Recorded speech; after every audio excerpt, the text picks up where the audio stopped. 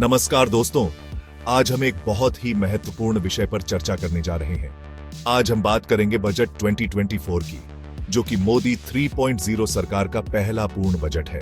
वित्त मंत्री निर्मला सीतारमण जी आज 23 जुलाई 2024 को अपना 7वां बजट पेश करेंगी। यह बजट न केवल सरकार की प्राथमिकताओं को दर्शाता है, बल्कि देश की आर्थिक दिशा को भी निर्धारित करेगा।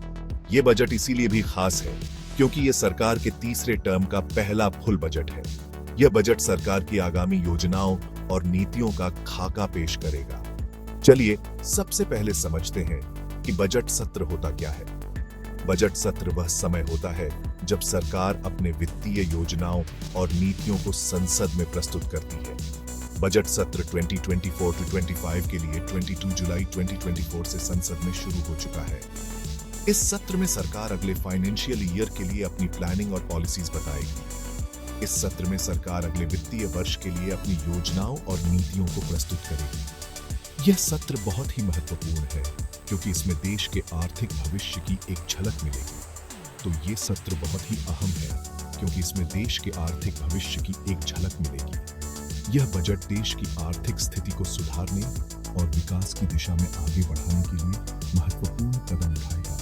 अब बात करते हैं बजट पेश होने की टाइमिंग की। वित्त मंत्री जी आज सुबह 11 बजे बजट पेश करेंगे। यह समय इसलिए चुना गया है ताकि सभी सांसद और जनता इस ध्यान से सुन सके। वित्त मंत्री जी आज सुबह 11 बजे बजट पेश करेंगे। यह बजट स्पीच हर उस इंसान के लिए जरूरी है जो जानना चाहता है कि सरकार अगले साल किन एरियाज पर फोकस करेगी। ये बजट स्पीच हर उस इंसान के लिए जरूरी है जो जानना चाहता है कि सरकार अगले साल किन एरियाज पर फोकस करेगी। यह बजट देश की आर्थिक दिशा को निर्धारित करेगा और विभिन्न क्षेत्रों में विकास की संभावनाओं को उजागर करेगा। अब सबसे बड़ा सवाल, बजट 2024 से हमारी क्या उम्मीदें हैं? एक्सपर्ट्स का मानना है कि ये बजट भारत को 2047 तक एक विकसित देश बनाने के विजन को पूरा करने का रोडमैप पेश करेगा। एक्सपर्ट्स का मानना है कि ये बजट भारत को 2047 तक एक विकसित देश बनाने के विजन को पूरा करने का रोडमैप पेश करेगा।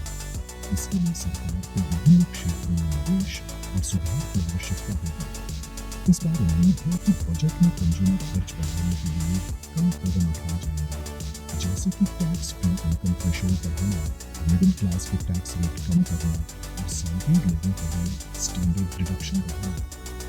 जैसे कि टैक्स फ्री इनकम थ्रेशोल्ड बढ़ाना, मिडिल क्लास के टैक्स रेट कम करना और सैलरीड लोगों के लिए स्टैंडर्ड डिडक्शन बढ़ाना। इसके अलावा सरकार को छोटे और मध्यम उद्योगों के लिए भी विशेष प्रावधान को लेकर आना है। इसके अलावा इंफ्रास्ट्रक्चर डेवलपमेंट, हेल्थकेयर और रोजगार पैदा करने पर भी जोर हो सकता है। सरकार को इन क्षेत्रों में निवेश बढ़ाने की आवश्यकता है ताकि देश की आर्थिक स्थिति को